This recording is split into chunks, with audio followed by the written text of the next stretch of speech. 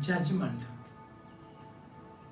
The Lord is asking us not to judge, my dear friends.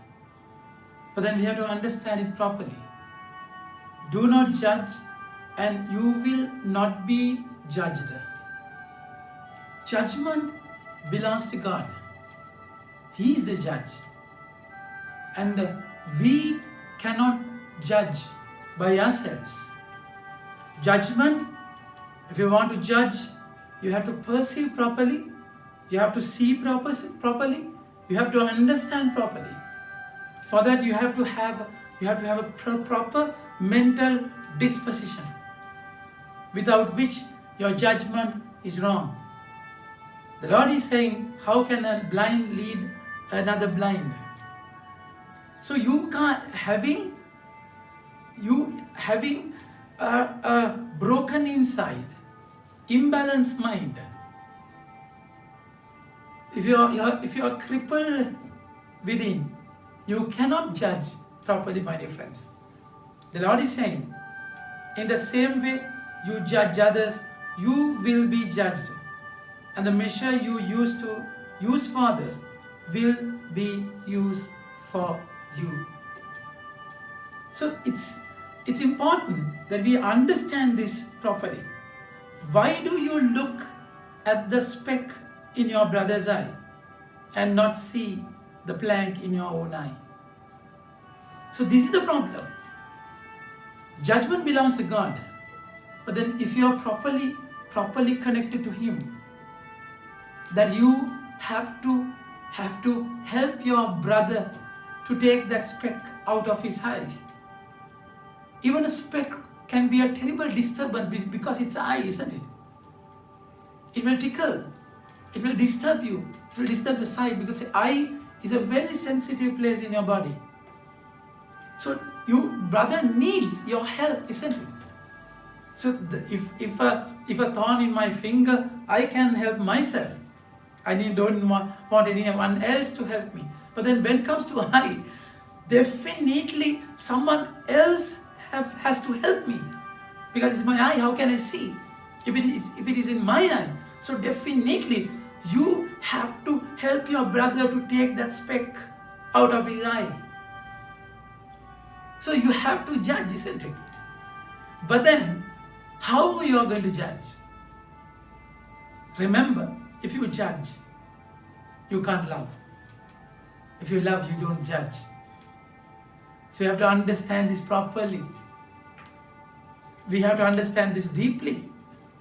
Because if you judge your brother, put him down, if you judge your brother, to condemn him, to label him, corner him, abandon him, no, then there is no love. So of course this is something more than judging. It's loving.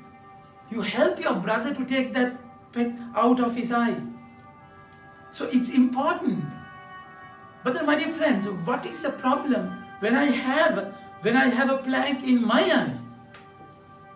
When I'm terribly mistaken, I'm not balanced, I'm crippled, I'm broken within. So I have a plank in me. You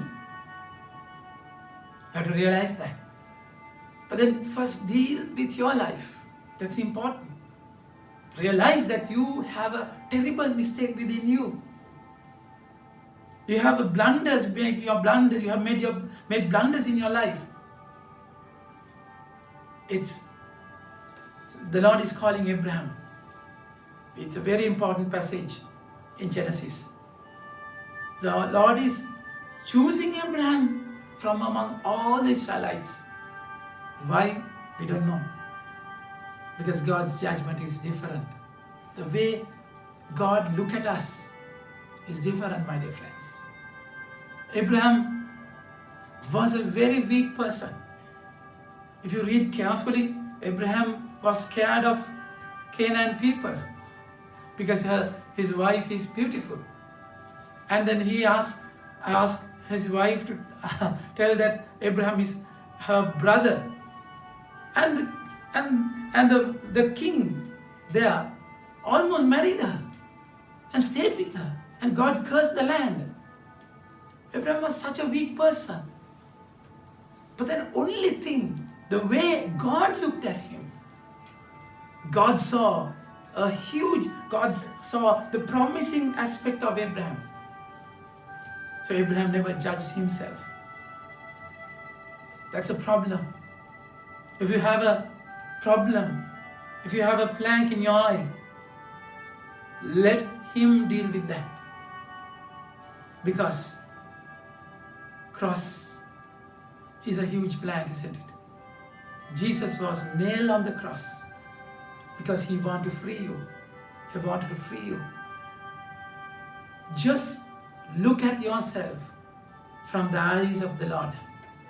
So, the book of James says, Word of God is a mirror. Word of God will reflect yourself. So not what others speak about you, not the way you think about you. You have to go before the Lord and look at yourself from the eyes of the Lord. What the Lord is telling you. This weak person is chosen by God. And then what happened? Yahweh said to Abraham, leave your country, your family, and your father's house. For the land I will show you. I will make you a great nation. I will bless you and make your name great, and you will be a blessing. I will bless those who bless you, and whoever curse you, I will curse, and in you all peoples of the earth will be blessed.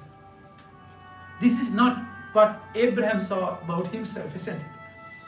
Abraham knew that he is weak, he is fragile, and he is prone to sin, and yet this is how God looked at Abraham.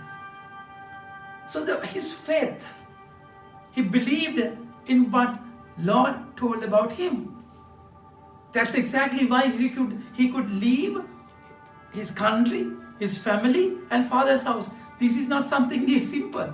For a Jew, for Israelites, they live in extended families. So father's house means their protection. They have all the tribes. There were always tribal wars. So you get yourself isolated from the group. It's a terrible thing. It's a dangerous thing. But Abraham could leave that. Leave his family, father's house, and country to a completely strange land.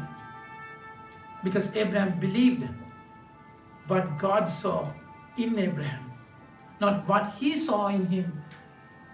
So it's beautiful. That is the secret. You have a terrible past, mistakes, that plank in your eye. Let him deal with that.